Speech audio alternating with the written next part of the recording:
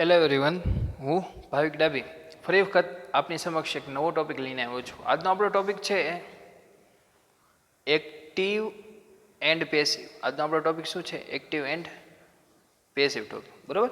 Active and passive. હવે ખાસ જોશું કે એક્ટિવ પેસિવ શીખવા માટે આપણે શું શીખવું પડે? સૌથી પહેલાં ટેન્સ શીખવું પડે. આપણને ટેન્સ છે, બરાબર? હવે ટેન્સ આવડતા ન હોય તો આપણને કાંઈ આગળ આવડશે નહીં. અને સાથે મેં કીધું હતું બધા લેક્ચરમાં કે ક્રિયાપદ વર્બ કરતા રહેજો, કારણ કે એક્ટિવ અને પેસિવમાં યાદ રાખજો ખાસ આપણે કોનો ઉપયોગ કરવાનો છે? V3 નો, ભૂતકૃદંતનો ઉપયોગ, પાસ્ટ પાર્ટિસિપલનો ઉપયોગ કરવાનો છે, બરાબર? V3 નો ઉપયોગ કરવાનો છે એમાં એક્ટિવ અને પેસિવ. હવે એક્ટિવ અને પેસિવનું ગુજરાતી તો આપણને બધાને ખબર જ છે, કર્તરી અને કર્મણી. એક્ટિવનું ગુજરાતી શું થશે? કર્તરી અને પેસિવનું કર્મણી, બરાબર? હવે આપણે એના માટે એક્ટિવ વાક્ય જોઈ ની વાક્ય રચના જોઈ. સૌથી પહેલાં એક્ટિવ વાક્યની વાક્ય રચના જોઈ. અહીં એ એટલે એક્ટિવ. હવે એક્ટિવની વાક્ય રચના શું થશે? તો કે સબ્જેક્ટ, પછી વર્બ એટલે ક્રિયાપદ અને ઓબ્જેક્ટ. ટૂંકમાં એમ કહી શકું SVO. એક્ટિવ વાક્ય રચના શું છે? SVO, બરાબર? હવે પેસિવની વાક્ય રચના, પેસિવની વાક્ય રચનામાં સૌથી પહેલાં આવશે ઓ, કર્મને આગળ, કારણ કે કર્મણીમાં કર્મ મહાન હોય, બરાબર? એટલે કર્મ આગળ રહેશે, બરાબર? પછી શું આવશે? ટુ બીના રૂપ, ટુ બીના રૂપ. પછી ક્રિયાપદનું ત્રીજું રૂપ, ક્રિયાપદનું ત્રીજું રૂપ. હમણાં સમજાવું ક્રિયાપદનું ત્રીજું રૂપ, અહીંયા સમજી જ લઈએ આપણે. તો કે V1 two it, V2 at અને V3 ઈટન. તો ક્રિયાપદનું ત્રીજું રૂપ આ થયું. એટલે આપણે માત્ર પેસિવમાં મેં કીધું એમ પહેલાં પણ કે પેસિવમાં V3 નો ઉપયોગ કરશું. તો ઓબ્જેક્ટ પ્લસ ટુ બીનું રૂપ, ટુ બીના રૂપ પ્લસ ક્રિયાપદનું ત્રીજું રૂપ, પછી બાય, મહત્વની વસ્તુ જેના દ્વારા ક્રિયા થાય, દ્વારા, બાય. અને આવશે એની સાથે શું આવશે? સબ્જેક્ટ, બરાબર? પછી આવશે અધર વર્ડ, અન્ય શબ્દો, બરાબર? આ જોયું. હવે આપણે એનું કોષ્ટકમાં આની પહેલાં પણ કરાયું હતું પ્રોનાઉનનું, તો સૌથી પહેલાં પણ જોઈ લઈએ કોષ્ટકમાં. તો આઈનું શું થશે? બાય મી, મારા દ્વારા. આનું ગુજરાતી એમ થશે આના, બરાબર? મારા દ્વારા, બાય મી. વી તો બાય અસ. યુ તો બાય યુ. પછી હી તે તો બાય હિમ, તેના દ્વારા. શી તો બાય હર. ઇટ તો બાય ઇટ, બરાબર? પછી they તો બાય ધેમ. કોઈ એક વ્યક્તિનું નામ હોય તો બાય નેમ, કારણ કે નામનું નામ જ રહેશે, નામ બદલાવાની જરૂરત નથી. બે નામ હોય તો કે નેમ એન્ડ નેમ. તો અહીંયા પણ શું આવશે? બાય નેમ એન્ડ નેમ, બરાબર? નામનું નામ જ રહેશે. યાદ રાખવાનું છે ખાસ, શું હું કહું V3 નો ઉપયોગ કરવાનો છે પેસિવમાં, બરાબર? અને પછી આ યાદ રાખવાનું છે, આ કોષ્ટક ને વાક્ય રચના યાદ રાખજો આ, બરાબર મિત્રો? હવે આપણે સૌથી પહેલો ટેન્સ આપણે કયો શીખ્યા હતા? તો કે સાદો વર્તમાન કાળ એટલે સિમ્પલ પ્રેઝન્ટ ટેન્સ. સાવ એટલે સાદો વર્તમાન કાળ. સાવ એટલે શું થશે? સાદો વર્તમાન કાળ, બરાબર? હવે સાદા વર્તમાન કાળની વાક્ય રચના તો તમને આવડતી જ હશે. આપણે ટૂંકમાં એમ કહી શકીએ કે એક્ટિવ વાક્ય રચના ઈ જ છે, બરાબર? સાદા વર્તમાન કાળની વાક્ય રચના છે. હવે સાદા વર્તમાન કાળમાં આપણે સૌથી પહેલાં હકાર વાક્ય જોઈએ. હકાર વાક્યને શું કહેશું આપણે ઇંગ્લિશમાં? તો કે આપણે શીખ્યા જઈશું એફર્મેટિવ સેન્ટેન્સીસ. શું કહેશું? એફર્મેટિવ સેન્ટેન્સીસ, બરાબર? હકાર વાક્યો. હકાર વાક્ય આપણે જોશું, એફર્મેટિવ સેન્ટેન્સીસ. તો સૌથી પહેલું આપણે એક્ટિવ વાક્ય ઉદાહરણ તરીકે લઈ, આપણે એક્ઝામ્પલ તરીકે લઈ એક્ટિવ વાક્ય. એ એટલે એક્ટિવ, બરાબર. એક્ટિવ વાક્ય શું છે? સૌથી પહેલું ઇઝી લઈ, આઈ ઈટ એન એપલ, બરાબર. આ એન એપલ શું કામ? કારણ કે એક જ સફરજન છે એટલે, અને સાથે એ સ્વર છે એટલે વોવેલ છે એટલે, બરાબર. એક્ટિવ વાક્ય શું છે? આઈ ઈટ એન એપલ, હું સફરજન ખાઉં છું. સબ્જેક્ટ, વર્બ, ઓબ્જેક્ટ, આપણે કીધું એમ subject, verb, object. Passive, passive શું થશે? ઓબ્જેક્ટ આગળ આવશે, ઓબ્જેક્ટ આગળ લઈ લેવાનું, એન એપલ ઓબ્જેક્ટ આવી ગયું. અને વાક્ય રચનામાં એમ કીધું છે કે ટુ બી ના રૂપ, ટુ બી ના રૂપ. તો સાદા વર્તમાન કાળના પેસિવ માટે બનાવવા માટેના ટુ બી ના રૂપ, ટુ બી ના રૂપ શું છે? સાદા વર્તમાન કાળના પેસિવ માટે એમ, ઇઝ, આર. શું છે? એમ, ઇઝ અને આર છે, બરાબર. એમ, ઇઝ, આર એ સાદા વર્તમાન કાળના પેસિવ વાક્ય માટે બનાવવાના ટુ બી ના રૂપ છે. એમ આઈ સાથે, કારણ કે મીનું શું કરવાનું? આઈ કરશો પેસિવમાં, મીનું આઈ કરશો ત્યારે આઈની સાથે ટુ બી રૂપ કયો આવશે? એમ આવશે, બરાબર. એ તો નિશ્ચિત જ છે. ઇઝ છે એ એક વચન સાથે આવશે, અને આર છે એ બહુવચન સાથે આવશે. હવે આઈ ઈટ એન એપલ, હું સફરજન ખાઉં છું, તો એનું શું થયું? એન એપલ, એક સફરજન છે એટલે એન એપલ ઇઝ આવી ગયું ટુ બી રૂપ. હવે V3, ઈટનું V3 શું થશે? Eaten. An apple is eaten by me, મારા દ્વારા સફરજન ખવાયું છે અથવા ખવાયું, બરોબર. આપણે કહી શકીએ. ફરીવાર, એન એપલ ઓબ્જેક્ટ આગળ, પછી ટુ બી ના રૂપ V3 ક્રિયાપદનું ત્રીજું રૂપ, કોઈ પણ વર્બ હોય, કોઈ પણ સેન્ટેન્સ, કોઈ પણ ટેન્સના સેન્ટેન્સીસનું, બરોબર. તો V3 મૂકશું. બાય મી, મારા દ્વારા, એટલે બાય છે ભૂલતા નહીં, બરોબર. હવે બીજું સેન્ટેન્સ જોઈ એક્ઝામ્પલ તરીકે. They watch TV serials daily. તેઓ દરરોજ ટીવી સિરિયલ જોવે છે. ચલો જોવું, બરોબર. પેસિવ બનાવીએ તો કે ટીવી સિરિયલ્સ, સિરિયલ્સ છે તો શું આવશે? આર આવશે, બહુવચન છે. અહીંયા એક જ સફરજન છે એટલે ઈઝ આવ્યું, બરાબર. પણ અહીંયા શું આવશે? સિરિયલ્સ છે એટલે શું આવશે? અહીંયા આર આવશે. TV serials are. વોચનું V3 વોચ્ડ, બરાબર. વોચનું V3 શું થશે? Watched. TV serials are watched. ધેનું ધેમ, બાય ધેમ ડેઇલી, અન્ય શબ્દ, બરોબર. TV serials are watched by them, દરરોજ તેઓના દ્વારા ટીવી સિરિયલ્સ જોવાઈ. આનું ગુજરાતી એમ થશે, બરોબર. એની પછી ભાવિક સર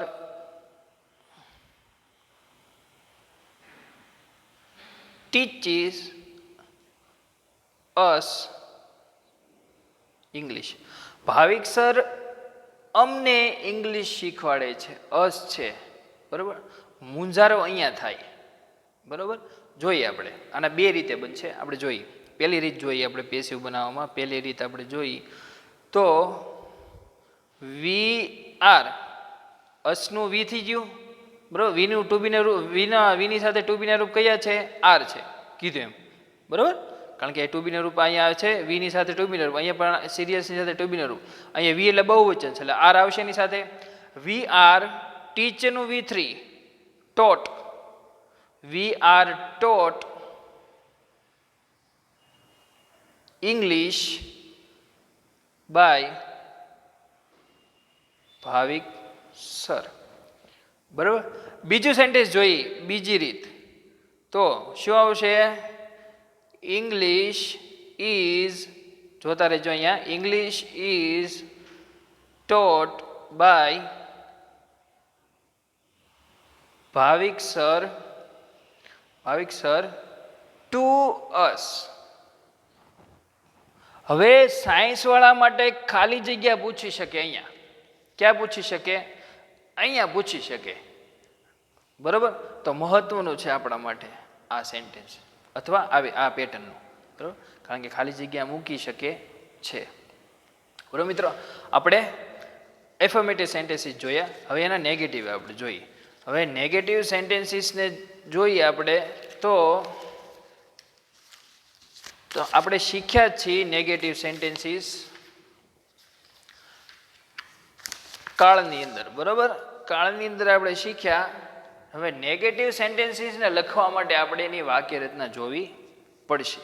તો અહીંયા પહેલાં હું ટાઇટલ આપું છું. શું શીખીએ છીએ આપણે? Negative sentences. નેગેટિવ સેન્ટેન્સીસ શીખશું આપણે. બરાબર, હવે એની વાક્ય રચના જોઈ. એક્ટિવની વાક્ય રચના જોઈ નેગેટિવ સેન્ટેન્સીસની. હવે એક્ટિવની વાક્ય રચના માટે પહેલાં આવશે સબ્જેક્ટ એટલે કર્તા, પછી આવશે ડોન્ટ, ડઝન્ટ, બરાબર, પછી આવશે ક્રિયાપદનું મૂળ રૂપ એટલે પહેલું રૂપ, અહીંયા V1 કહી શકીએ આપણે, પહેલું રૂપ, બરાબર. પછી આવશે ઓબ્જેક્ટ એટલે કર્મ, ઓબ્જેક્ટ એટલે કર્મ, બરાબર. અને પછી આવશે અધર વર્ડ એટલે અન્ય શબ્દો. સૌથી પહેલાં આવશે સબ્જેક્ટ, ડોન્ટ, ડઝન્ટ ક્રિયાપદનું પહેલું રૂપ, ઓબ્જેક્ટ અને અન્ય શબ્દો અધર વર્ડ, બરાબર. હવે એની પેસિવની વાક્ય રચના જોઈએ આપણે. પેસિવની વાક્ય રચના ખાસ ધ્યાન રાખજો. અહીંયા સૌથી પહેલાં આપણે શું આવશે? આગળ કર્મ, ઓબ્જેક્ટ આવશે. આગળ શું આવશે? કર્મ આવશે. કર્મ પછી શું આવશે? ટુ બીના રૂપ આવશે. ટુ બીના રૂપ. હવે ટુ બીના રૂપ પછી ડાયરેક્ટ તમારે શું મૂકવાનું છે? નોટ મૂકવાનું. ખાસ યાદ રાખજો. સૌથી પહેલાં ઓબ્જેક્ટ, નકાર વાક્ય માટે શીખીએ છીએ. સૌથી પહેલાં ઓબ્જેક્ટ, પછી ટુ બીના રૂપ, પછી નકાર એટલે સોરી નોટ, બરાબર. પછી V3, આ તો ભૂલવાનું નથી, માત્ર V3. પછી આવશે સબ્જેક્ટ અને પછી પણ અન્ય શબ્દો, બરાબર છે. હવે આપણે શીખીએ એક્ઝામ્પલ આપણે લઈ તો આઈ ડુ નોટ, છૂટું લખું છું do not, I do not અથવા ડોન્ટ પણ કહી શકીએ. હા ને, I do not eat apple. ખાલી એપલ મૂક્યું છે, એન લગાડ્યું નથી. આઈ ડુ નોટ ઈટ, હાલો એન લગાડી દઈએ, બરાબર ને, પ્રશ્ન થાય. I do not eat an apple daily, હું દરરોજ સફરજન ખાતો નથી. આ એન છે, AN, બરાબર. I do not eat an apple. આ એક્ટિવ વાક્ય છે. હવે એનું પેસિવ બનાવશું. પેસિવ કેવી રીતે બનશે? ખાસ તમને પણ આવડી ગયું છે. હવે એન એપલ, એક સફરજન છે, ઇઝ, ટુ બીનું રૂપ, આ ઓબ્જેક્ટ આવી ગયો આગળ, એન પછી ટુ બીનું રૂપ ઇઝ, અને પછી શું મૂકવાનું છે આપણે? નોટ મૂકવાનું છે. તો અહીંયા શું આવશે? એની એપલ ઇઝ નોટ. V3 શું આવશે? ઈટનું V3 ઈટન, બરાબર. V3 આવી ગયું છે. પછી બાય, આઈનું શું થાય? બાય મી, સબ્જેક્ટ આવી ગયું. અને અન્ય શબ્દો શું આવશે? ડેલી, બરાબર. આ નકાર વાક્યનું પેસિવ આપણે બનાવ્યું. હજી એક સેન્ટેન્સીસ જોઈએ આપણે. તો સેન્ટેન્સીસ જોઈ. Manish does not call me. ચાલો પડઘા પડશે. હવે શું કામ કે અહીંયા પાછળ મી આવી ગયું, બરોબર. હવે આપણે જોઈએ એને પણ બનાવીએ સાદી રીતે. તો ખાસ યાદ રાખજો, પાછળ મી છે તો આગળ શું થઈ જાય? આઈ. વાક્યમાં, એક્ટિવ વાક્યમાં પાછળ મી આપેલું છે તો શું થઈ જાય? આઈ થઈ જાય. એમાં કોલ ક્રિયાપદ આપેલું છે, કોલ્ડ થશે આનું V3, બરાબર. વાક્ય નકાર છે, એમાં કરતા બીજો આપેલો, બે કરતા છે, એમાં બે કરતા છે, બરાબર. તો શું છે? આઈનું સાથે ટુ બીનું રૂપ હંમેશા શું આવે? Am. I am not, I am not. કોલનું called V3. I am not called by Manish. ફરી વાર કહું છું, પાછળ મી છે, શું થઈ ગયું? આઈ. પાછળ અસ હોય તો આગળ શું થઈ જાય? વી થઈ જાય. અસ તો શું થઈ જાય? વી થઈ જશે, બરાબર. ખાસ યાદ રાખજો. બીજું સેન્ટેન્સીસ આપણે એ જોઈ કે the moon doesn't give light. The moon doesn't give light. હવે પેસિવ બનાવીએ તો light is not given by, light is, light એક જ છે બરાબર, લાઇટ એક જ છે, is, light is not given by the moon. ચંદ્ર છે એનું નામ છે એટલે મૂન બરાબર. Light is not given by the moon, એવી રીતે આપણે જોયા, નકાર વાક્ય આપણે જોયા બરાબર મિત્રો. તો ખાસ યાદ રાખજો, નકારના આપણે વાક્ય રચના આવડી જાય તો આપણને સેન્ટેન્સીસ આવડી જાય, અને સાથે ટેન્સ આવડી જાય તો પણ સેન્ટેન્સીસ આપણને આવડી જાય, અને સાથે આપણને વર્બ ક્રિયાપદ કરવા પડશે બરાબર. ચાલો હવે આપણે જોઈએ ઇન્ટરોગેટિવ સેન્ટેન્સીસ, પ્રશ્નાર્થના વાક્યો જોઈ લઈએ બરાબર. પ્રશ્નાર્થના વાક્ય આપણે જોતા પહેલા સૌથી પહેલા એની વાક્ય રચના જોવી પડશે. વાક્ય રચના જોઈએ આપણે. વાક્ય રચના શું થશે? સૌથી પહેલા હું ટાઇટલ આપી દઉં છું. અહીંયા શું આપું છું તો કે ઇન્ટેરોગેટિવ, એટલે ઇન્ટેરોગેટિવ એટલે પ્રશ્નાર્થ વાક્ય, સેન્ટેન્સીસ બરાબર. પ્રશ્નાર્થ વાક્ય જોઈએ તો પ્રશ્નાર્થ વાક્યમાં, એક્ટિવ વાક્યમાં સૌથી પહેલા વાક્ય રચના શું આપણે મૂકી છે કે ડુ ડઝ. ડુ ડઝ ક્યાં આવશે? આગળ આવશે. પછી આવશે સબ્જેક્ટ આવશે. પછી ક્રિયાપદનું મૂળ રૂપ એટલે V1 આવશે. પછી ઓબ્જેક્ટ અને પછી અધરવર્ડ, અને છેલ્લે પાછી પ્રશ્નાર્થની નિશાની ભૂલવાની નહીં બરાબર. ડુ ડઝ આગળ આવે, સબ્જેક્ટ ક્રિયાપદનું પહેલું રૂપ આવશે, કર્મ આવશે, અન્ય શબ્દ આવશે, અને પછી પ્રશ્નાર્થની નિશાની આવશે. આવી રીતે યાદ રાખી શકીએ. હવે એનું પેસિવની વાક્ય રચના જોઈ. પેસિવમાં વાક્ય રચના જોઈ તો સૌથી પહેલા આવશે ટુ બીના રૂપ. ટુ બીના રૂપ આવશે. પછી આવશે ઓબ્જેક્ટ, કર્મ. પછી આવશે સૌથી પહેલા ટુ બીના રૂપ, પછી આવશે ઓબ્જેક્ટ, પછી આવશે V3 ક્રિયાપદનું ત્રીજું રૂપ. પેસિવમાં આપણે મેં કીધું એમ ક્રિયાપદનું ત્રીજું રૂપ જ આપણે બનાવવાનું છે બરોબર. પછી બાય સાથે શું આવશે? કર્તા, સબ્જેક્ટ. બાય સાથે શું આવશે? સબ્જેક્ટ, કર્તા. પછી આવશે અન્ય શબ્દો, અને પછી આવશે પ્રશ્નાર્થની નિશાની બરોબર. ટુ બીના રૂપ સૌથી પહેલા, પછી આવશે કર્મ, ઓબ્જેક્ટ, પછી ક્રિયાપદનું ત્રીજું રૂપ ભૂતકૃતનું રૂપ, બાય કર્તા, બાય મી, બાય યુ, એવી રીતે. પછી અધરવર્ડ ડેઇલી, એવરી વીક, અને પ્રશ્નાર્થની નિશાની બરોબર. ચાલો આપણે હવે સેન્ટેન્સીસ જોઈએ. આપણે એક્ઝામ્પલ જોઈએ. સૌથી પહેલું active. Do you like juice? શું તમને જ્યુસ ગમે છે? આ પ્રશ્નાર્થનું એક્ટિવ વાક્ય છે બરાબર.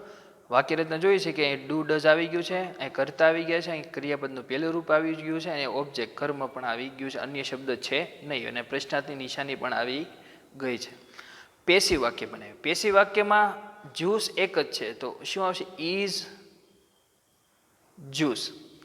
Is juice liked by you. Juice એક છે, ટુ બીનું રૂપ સાદો વર્તમાનકાળ શીખીએ છીએ એટલે જ્યુસ એક છે એટલે ઇઝ આવશે. અહીંયા ક્રિયાપદનું કેટલામું રૂપ છે? ત્રીજું રૂપ છે બરાબર. ક્રિયા લાઇક આપણે એમ કહીએ, V1 એમ કહી શકીએ, લાઇક, V2 લાઇક્ડ, અને V3 લાઇક્ડ, આવી રીતે કહી શકીએ બરાબર. તો આપણે પેસિવમાં માત્ર V3 નો ઉપયોગ કરવાનો છે. Is juice liked by you બરાબર. કર્તાની સાથે બાય આવી ગયો છે. પ્રશ્નની નિશાની ભૂલવાની નહીં, કારણ કે સેન્ટેન્સીસ છે.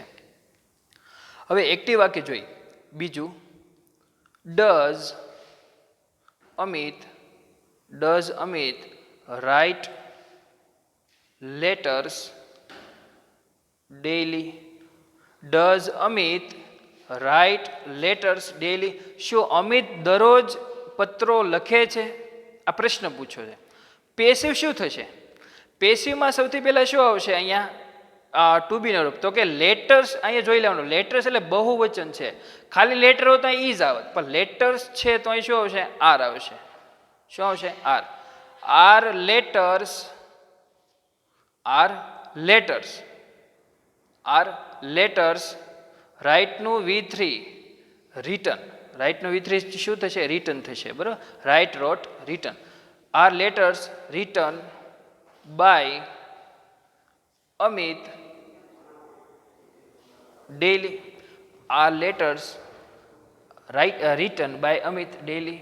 શું અમિત દ્વારા દરરોજ પત્ર લખાય છે? દ્વારા. સમજાય છે મિત્રો? કારણ કે એક્ટિવ અને પેસિવ વાક્ય જ એવા છે કે 11-12માં અને સાથે જાહેર પરીક્ષાઓ, સરકારી જાહેર પરીક્ષાઓમાં એક્ટિવ પેસિવને ખૂબ જ મહત્વ આપવામાં આવેલું છે. તો યાદ રાખજો મિત્રો, આપણે સેન્ટેન્સીસ જોયા. હું તમને હોમવર્કમાં સેન્ટેન્સીસ આપી દઉં છું થોડાક. હોમવર્કમાં તમે લખજો, તમે પણ પ્રેક્ટિસ કરી શકો. Rahul does not eat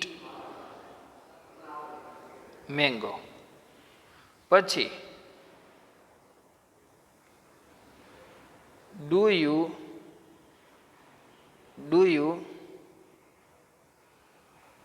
arrange this party? પછી we drink water. આ ત્રણ સેન્ટેન્સીસ આપેલા છે મેં અહીંયા, 3 સેન્ટેન્સીસ, બરાબર? એની તમે પ્રેક્ટિસ કરજો. તો મિત્રો આપણે એક્ટિવ અને પેસિવ જોયા, સાદા વર્તમાનકાળના એક્ટિવ અને પેસિવ જોયા. એના 3 ફોર્મેટ જોયા, હકાર, નકાર અને પ્રશ્નાર્થ, બરાબર છે? હવે મિત્રો તમે ખાસ પ્રેક્ટિસ કરજો. હવે નેક્સ્ટ લેક્ચરમાં આપણે જોશું સાદા ભૂતકાળનું એક્ટિવ અને passive. Thank you very much, અને પ્રેક્ટિસ કરતા રહેજો.